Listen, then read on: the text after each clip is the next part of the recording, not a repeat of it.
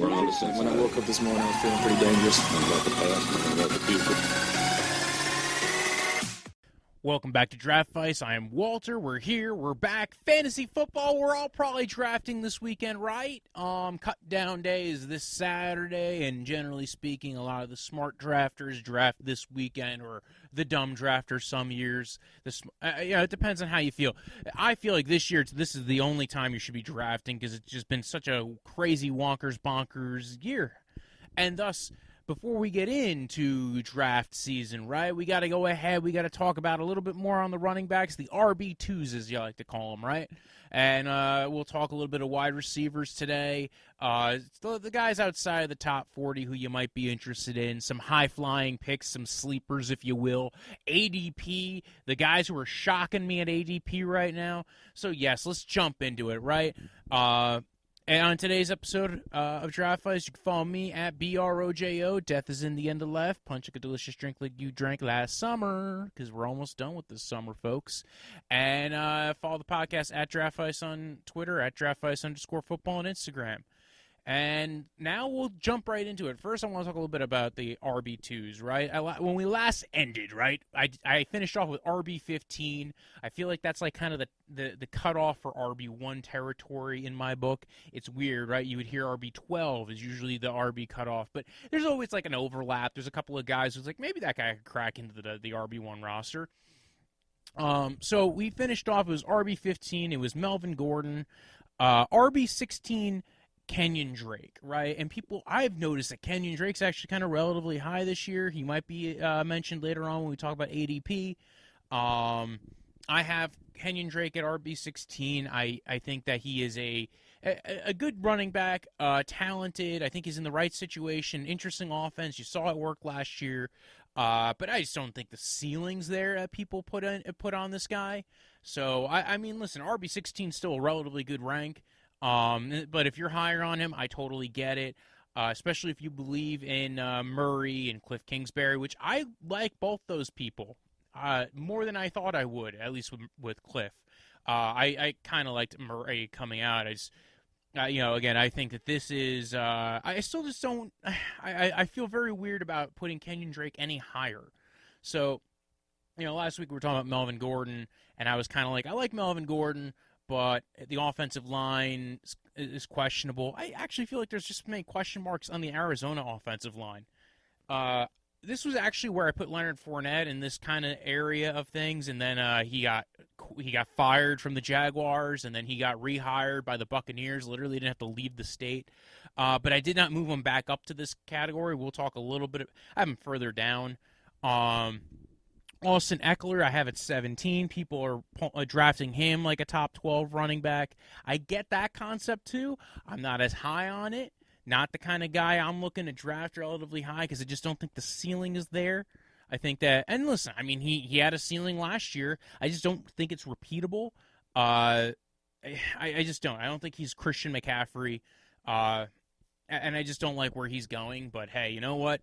Go ahead, hate me. RB17 in my book. 18 is Devin Singletary. I think Eckler's the last one where I feel like I feel comfortable drafting this guy to be a starter. So like RB17 is kind of like Eckler, then Singletary. Marlon Mack is 19. Or at least was. I have no clue because I saw his ADP, and again, I didn't go into ADP when I made these ranks. And I have Marlon Mack at 19. And then I found out everybody thinks Jonathan Taylor's the guy. And, don't get me wrong. I think Jonathan Taylor will be the guy at some point, right? I don't think it's at the beginning of the season.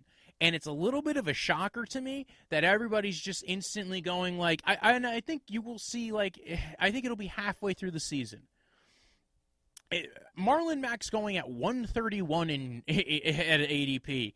He's going past round 10. He's basically free, and yet I don't get this one. I actually moved him up. I had him at 22. I actually have him ahead of David Johnson right now. Now maybe that's wrong. Maybe I should move David Johnson up a little itty titty bitty bit, but because he doesn't have the question marks around him in the backfield. But, again, he looked like he was coming off, he looked like he was about to end his career at that point. I think it could be a bounce back year for David Johnson. I should probably move him up a little bit further. I just don't feel as comfortable with him as maybe the other running backs who I have ahead of him. So I don't think there's a floor with David Johnson that some of the other running backs ahead of him have. Mark Ingram's 21. Another guy who, man, that's a guy I could be totally whiffing on. I feel like that rushing attack might take a step back. I feel like teams are going to start figuring it out a little bit. There's no more Marshall Yanda there. The offensive line's a little bit more questionable this year. Skur's coming off of an injury. The guards are younger.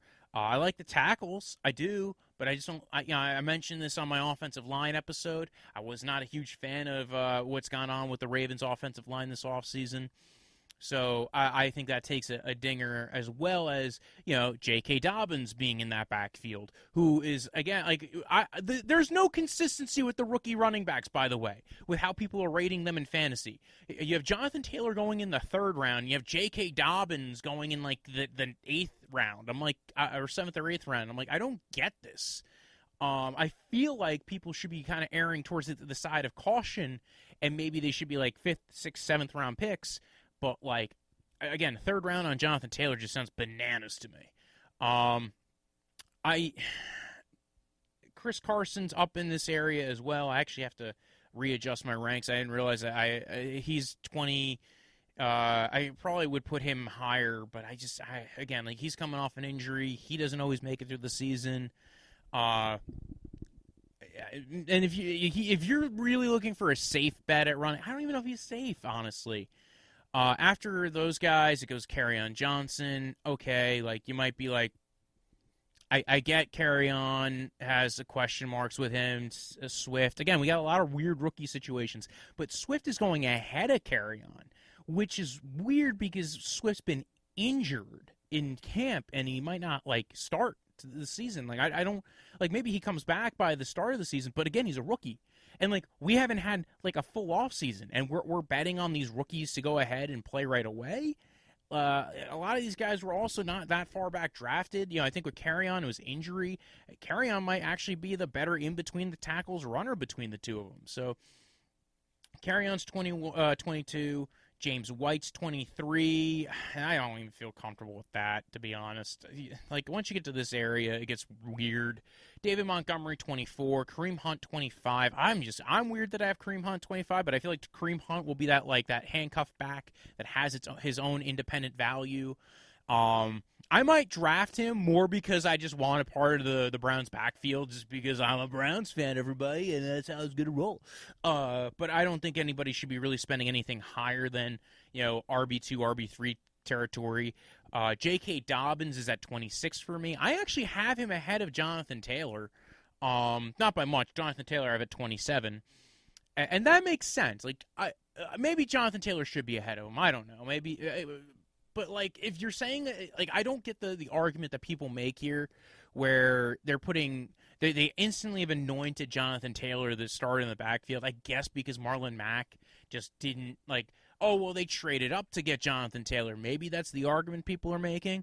I get that maybe. I don't know. Really? Because they also took Michael Pittman.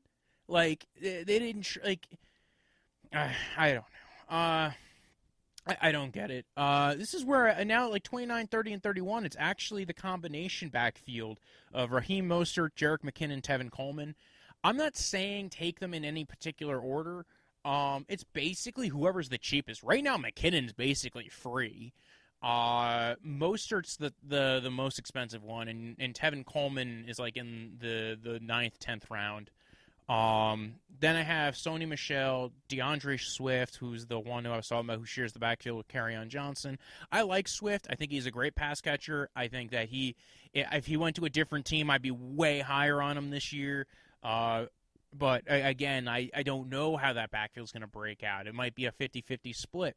And I don't know how to determine that. Maybe I would have Swift higher.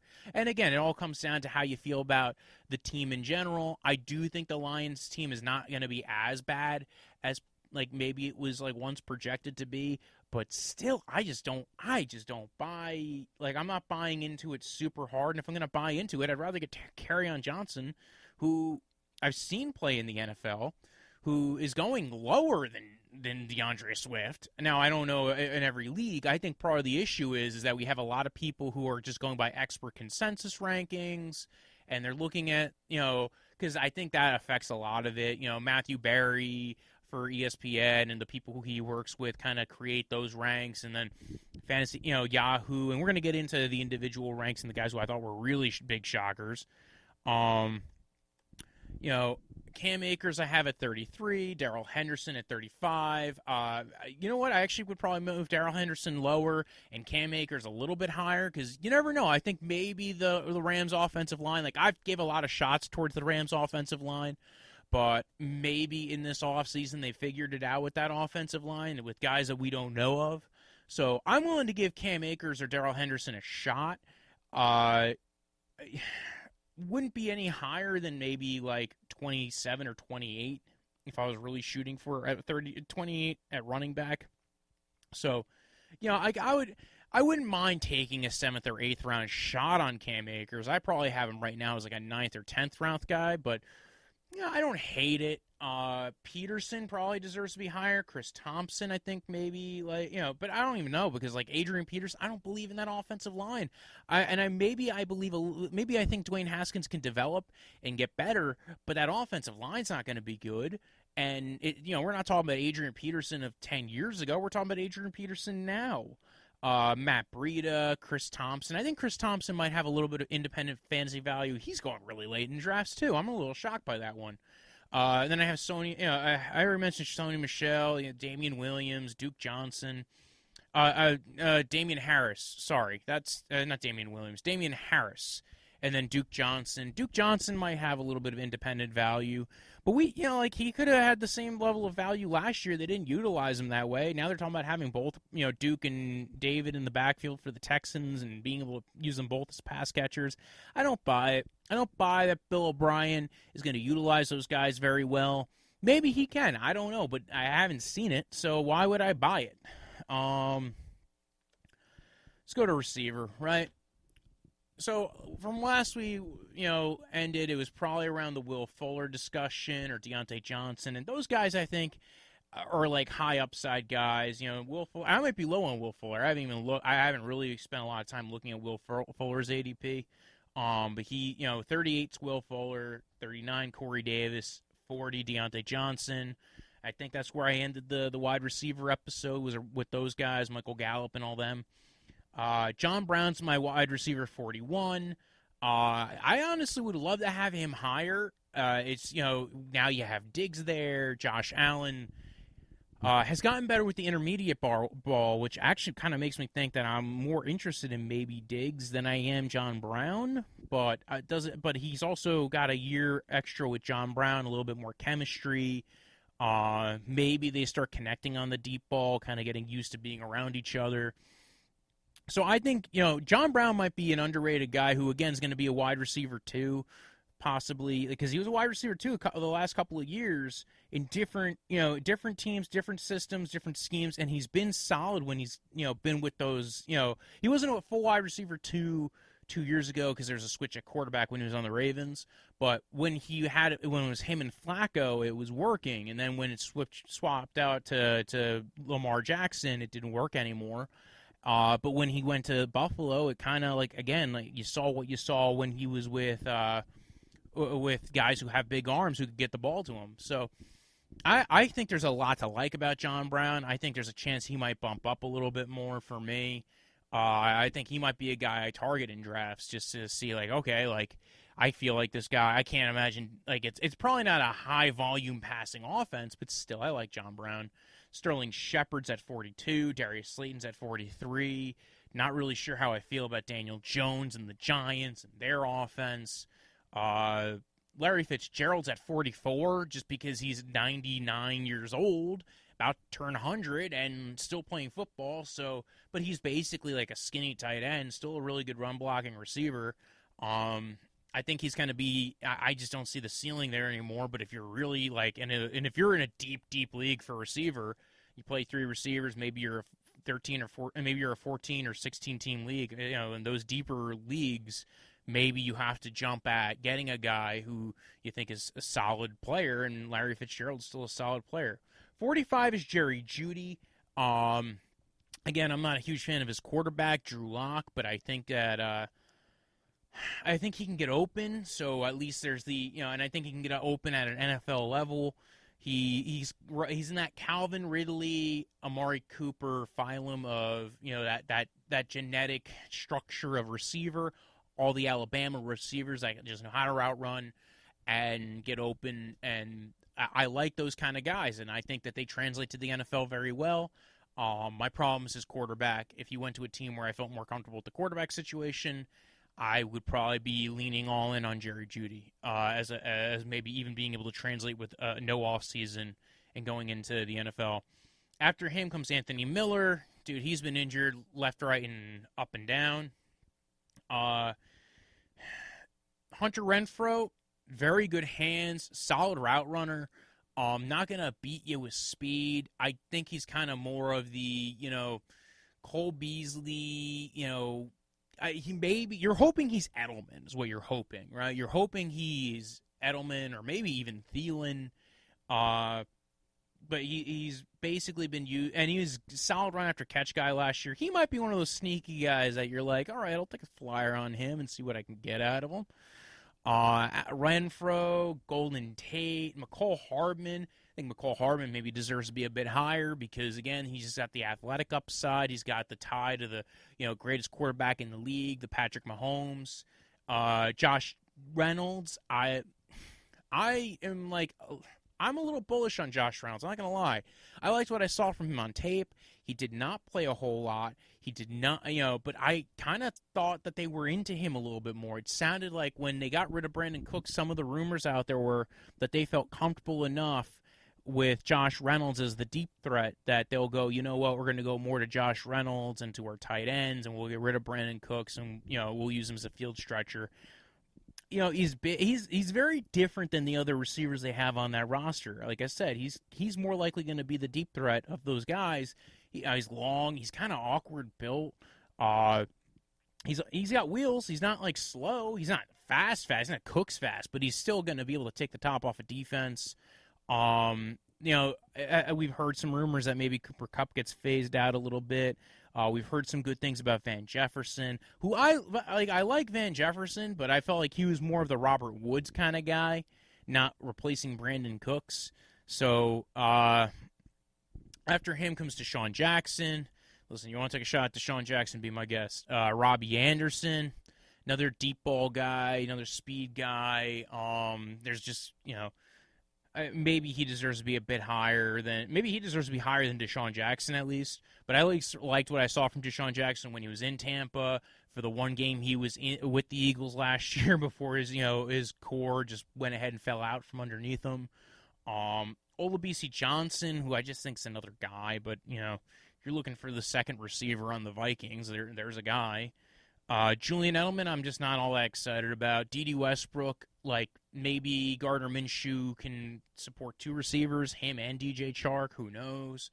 CeeDee Lamb, I feel like CeeDee Lamb should be higher too. The issue is there's three receivers there who I think are all good. Can all those guys get fed well enough? I don't know. And I listen, I think he's going to be a real problem. I think he could end up being a wide receiver too instantaneously. If they run a lot of three receiver sets, it's going to be a very big pain for a lot of teams. He is a matchup weapon. If you run him out the slot, he gets a lot of free releases, and he's going to be a mismatch no matter what you do. After him comes Dante Pattis, and then Jalen Reagor I have there, and then Jalen Reagor I actually was going to move up higher, and then he had a shoulder injury. I like Jalen Reagor. I think he is the future with the Eagles. Sad that he might miss a week or two. He's got a small labrum tear. I don't know how what that means exactly. You might have to resort to calling some doctors on that one to figure out what that even means. If he's back, he's an interesting one. He's willing to go up and get the ball. Maybe it's not as bad as I think it is, but I don't know. I like the player. I was ready to move him up and be like, listen, I'm targeting him in drafts, at least towards the end of drafts. So those are the running backs and receivers that I really didn't touch on up to this point. Now we're going to get into ADP. Right off the bat, there's some guys who I was really shocked by. I was kind of not shocked by Miles Sanders, but a little shocked. I currently have him at 23 on my big board, currently up on the website. ESPN has him at 14. That's not too shocking. That's like top of the second round. Yahoo has him at 19. I know, you know who? What? Let me just check real quick. One person who, and I know a couple of people who I know at least one guy who I'm a fan of who has him much lower, about 10 spots lower than I do. I think a lot of the people who focus on his tape with Miles Sanders focus on the earlier parts of the year, and when you look at the last like 3 or 4 games he played last year, there were, like his vision issues were clearly apparent. Like, were definitely apparent for the first 2/3 of the season. I have no problem with his vision. My issue right now is he's a little injured, right? Soft tissue injury. We knew this was going to be a problem going into the shortened off season. That worries me a little bit. They say it is very minor. He should be back for the start of the season. My other issue, though, is this offensive line now is a lot more questions than I felt going into, this offseason. Like, originally you had Brandon Brooks at right guard. You had, Andre Dillard I wasn't super excited about, but I was at least kind of like, all right, they believe in him. He's had some consistency there. Maybe being there for a year, they get to develop him. This is the Eagles. They seem to know what they're doing. Dillard's now torn his bicep. Brandon Brooks tore his Achilles. You do have Jason Peters there playing right guard. He said if they pay him a bit more, he'll move to left tackle, but he's not willing to move to left tackle without getting a pay raise. It makes me worry with that interior offensive line situation. Maybe they get some help and they trade for somebody. They've always been very good at getting depth and finding guys to play offensive line.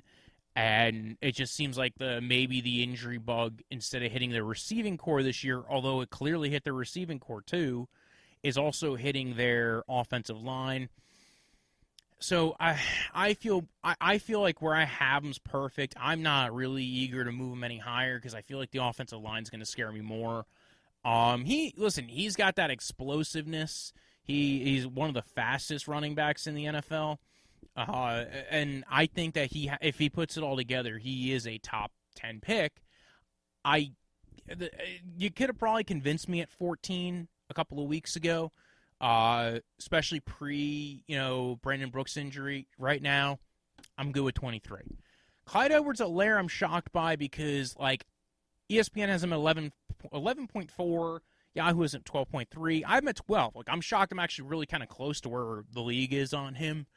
I wouldn't want to take him any higher than that. I saw him in the expert consensus rankings on ESPN at 7.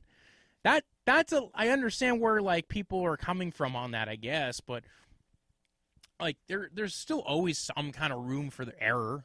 I get it. He's the number one running back on Pat Mahomes' offense, and I listen. I love the player. I just get a little squeamish with that kind of concept. I think he's good. I really like him as a pass catcher.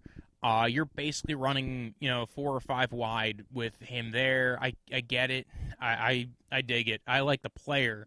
I don't necessarily think that I like drafting a rookie running back higher than the back end of the first round, and even then I still get a little squeamish with that. Let's move on to Mark Ingram. Now, Mark Ingram, I seem to be very much in step with Yahoo and completely off with ESPN. I have him as 40 on my board. And listen, I get the Dobbins worry. That's kind of my worry. Then there's also age. This is a guy who, previous to being on the Ravens and his last year with the Saints, he was injured quite a bit when he was with the Saints. Didn't have a full season for quite a few years until his last year or two with the Saints. So, his last year or two with the Saints, he stayed healthy. He's been healthy the last year or so.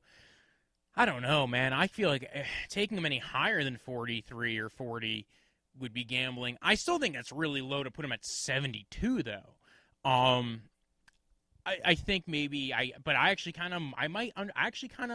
this is one of those ones where it makes me rethink my stance, and I'm like, if I'm in a league where people are taking him at 72, I'm not eager to take him in the top 4 rounds then. So maybe I get it. Maybe I get. Maybe I have to rethink my rank on him for that one, because I do think there's a potential for that to blow up in your face. J.K. Dobbins is there. There's rumors he's going to have a role. I don't know what kind of role it is, but he's not going super high. We mentioned that before. Kerryon Johnson is a weird one. He's going at 102 in ESPN, 121 in Yahoo, and I have him at 54 on my big board. And like if you're in like the 5th or 6th round, yes, I think he's going to be splitting the backfield with Swift. But like as a 5th or 6th round guy, that doesn't scare me too much, because like what are you? Everybody's in a backfield. Everybody's in a shared backfield, and again, Swift's a rookie. He's coming. I get it. Like, yeah, but Swift's not going to take over tomorrow, and people have Swift way higher. Which I think maybe is the other shocker to that. But we'll maybe touch back on that a little bit later. Singletary, I have Singletary at 38. He's going at 63 and 62 in ESPN and Yahoo. I think not a lot of people think about Singletary. They just think about, hey, again, another guy who's in a backfield who has a rookie running back there. But still, like, Zach Moss is injured a lot too. Like, I think Zach Moss is just a different kind of player. Maybe Zach Moss gets a lot more goal line carries, and maybe that'll annoy people. But I like Singletary. He's a good receiver out of the backfield. Just to pull up my notes on him real quick. He doesn't have breakaway speed, but neither does Zach Moss either. It kind of average to borderline sub-average, like long speed, but he's got some quickness. Like, it's not great, but it depends. Like, it's his lateral movement, left to right, is pretty good. It's not the burst forward. It's the side to side. It's the vision. It's following the blockers. It's directing traffic. It's the he's decent hands. Like I said, I think his best trait is the vision aspect of it, and knows how to utilize his blockers and make a cut up field. He's tough. Like that's the other thing, is the balance to him, the contact balance, the fighting through contact, the spinning, and I'm gonna try and get more yards. And he's not a big guy in fighting like that, so maybe he'll get injured doing that. I don't know. I'm not rooting for the injury, that's for sure. I just find it weird that he's going much later than I was expecting. But again, I think part of that is he had a rookie there. Jonathan Taylor is going 56 in ESPN, and he's actually, I think, a 3rd-round pick on their expert consensus ranking, so he might go for higher than that a lot more recently. Yahoo has him at 38. I have him at 73 on my big board. I get people maybe being excited for, the rookie, being drafted at the top of the 2nd round. Yes, the Colts traded up for him. Yeah, and also they got Marlon Mack on the last year of a deal. Believe me, if I thought they were going to be, ditching Marlon Mack right away, I'd be on that hype train in a second. I just don't think that's going to be how it goes right away. I think it's going to be Marlon Mack's playing somewhere else next year, and we're going to get our rookie acclimated. We're going to have him for the next 4 years. Let's get him acclimated to our system.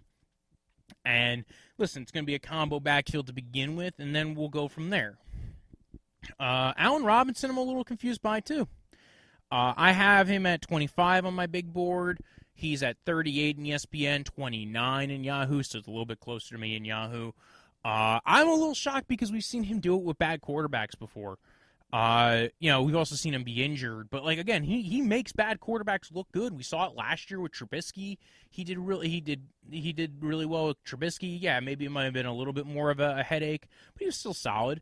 Then the back when he had Bortles, again, he was bailing Bortles out. Like he's back to being the original Allen Robinson. So I'm a little shocked that Allen Robinson in some leagues is going in the 4th round, and I don't know, that just blows my mind. Beginning of the 4th round, don't get me wrong, but still just kind of a weird spot to think about it where he's going, especially given, wide receiver in the NFL, he was kind of more of one of the higher-end guys. Jamison Crowder, who was a borderline wide receiver 2 last year, has been consistently a borderline wide receiver 2. I always felt like he's going to be like that, he's going to break into that next category. He never seems to. but he's always like safe, right? He's always like a wide receiver 26, wide receiver 25. As long as he has a quarterback who will throw it to him. By the way, Darnold's willing to throw it to him. He's wide receiver 26 with Darnold last year. If he's healthy, if both of those guys are healthy, I can't see him outperforming what he did last year with Darnold. Yeah, there were some moments where he kind of went away. Now, but we're seeing another year forward. This is the guy on the roster that Darnold probably has the most chemistry with, because again, like Rashad Perriman's new, Denzel Mims is a rookie and new, Hogan's like 38 years old and again new. Herndon, he has a chemistry with as well, but again, like it doesn't prevent him from attacking the middle of the field with two guys. So, Crowder's a little bit of a shocker. 107, 124 in Yahoo. I'm at 58 on my big board. That's kind of, and it makes me rethink it, because it's like, well, how far down do I drop him? I want to see if, you know what? Like somebody who I actually respect has Crowder like in that same general area too. I don't know. I just always felt like Crowder's a little bit underrated. All right, let's go beyond that. Manny Sanders, he's 122 on ESPN, 121 on Yahoo. Again, another guy who I think is being a little bit underrated. I have him at 53 on my big board.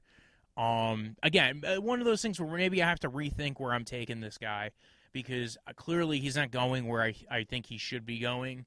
But I feel like he's going to return solid wide receiver 2 value, and that's what you're kind of looking for in wide receiver, right? You're looking for solid wide receiver 2 value. Maybe because there's just a whole bunch of those guys. But like we saw Emmanuel Sanders go from a washed-up Denver Broncos team and go to the San Francisco 49ers and pop and be very good for a team. And yes, I get he's older, but he was coming off an Achilles. He was coming off an Achilles tear, and he was good. And he was good on another team, mid-season switch. That's hard. Now he's actually like got a season, like an off season. Granted, he didn't have a full off season, but he's at least had a few weeks practicing with Drew Brees. He got to learn the playbook. I don't know. I think there's enough to go around in this offense to maybe give him a couple of balls. I could be wrong, or you know what? He could be an injury risk. So, but I feel like somewhere between 53 and 122 is fair. Somebody who I respect has him at 78 on their board. Maybe that's kind of closer to where he should go.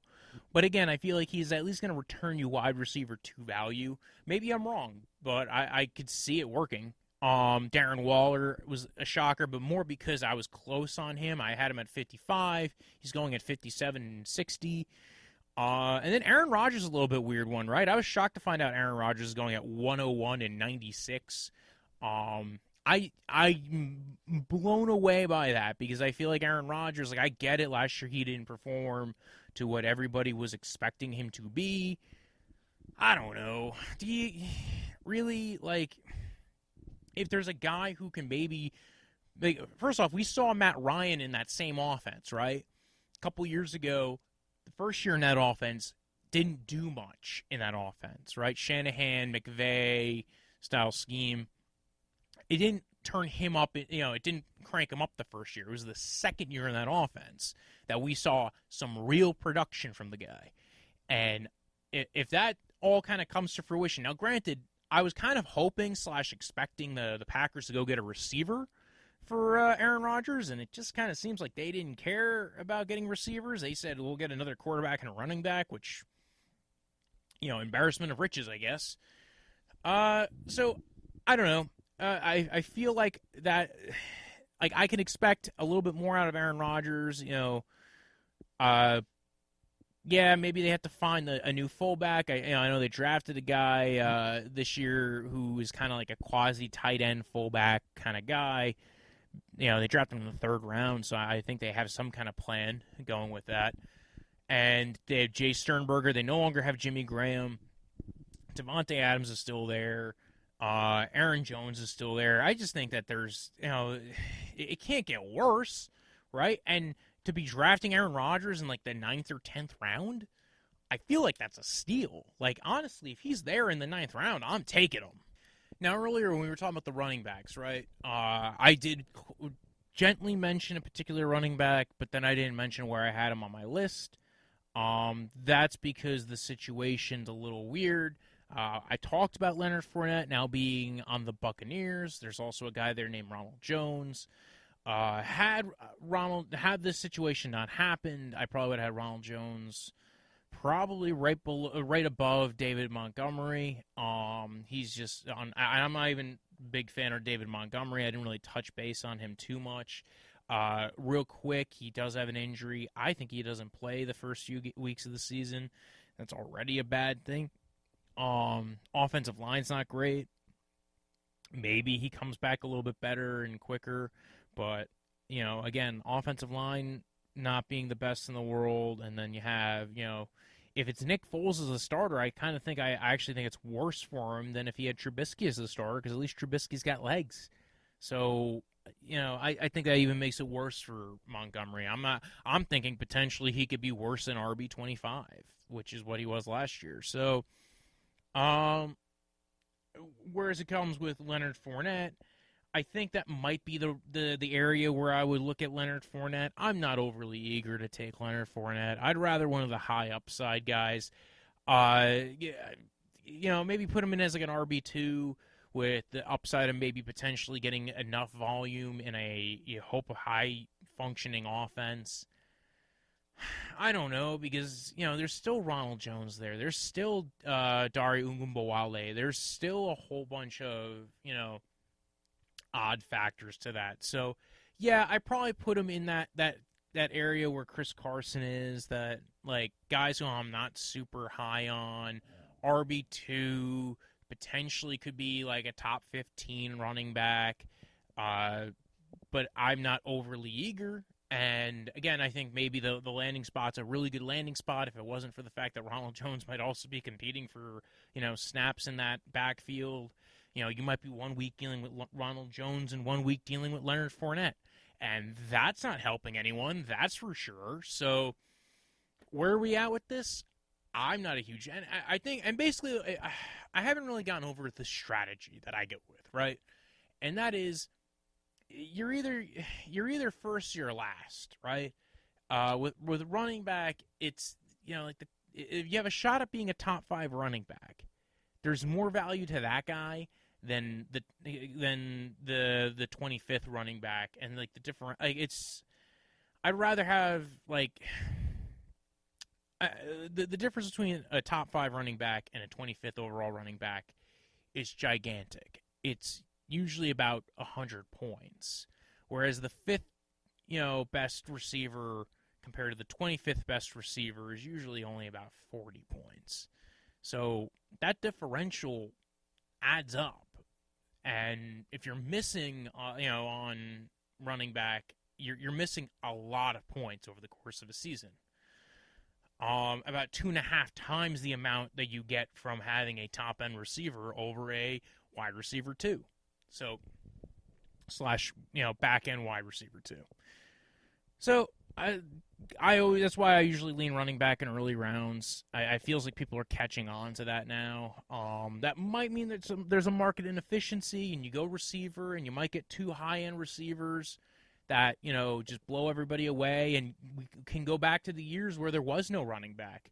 There were no 3-down backs, and there were, the offenses weren't as potent with running backs as they are now. And that could come back eventually. I just don't think that's happening right now. It just seems like there's a lot of good depth at running back. So, hopefully you have a good draft, right? If you want, you can follow the podcast at Draftvice on Twitter, at Draftvice_football on Instagram. You can follow me at BROJO. Death is in the end of life. Punch like a delicious drink you drink in the summer. And you know what? You can follow, like and subscribe to the video. Also, subscribe to the podcast on, whatever podcast platform you're on. Rate, leave a review, comment on the videos if you want. And then, I draft accordingly. Have fun. Hopefully my ranks are helpful. I don't think they will be. But, yeah, and again, the ranks are at draftvice.com. That's draftvice.com. The same as every video. Go ahead, check them out. When I woke up this morning, I was feeling pretty dangerous. About the past and about the future.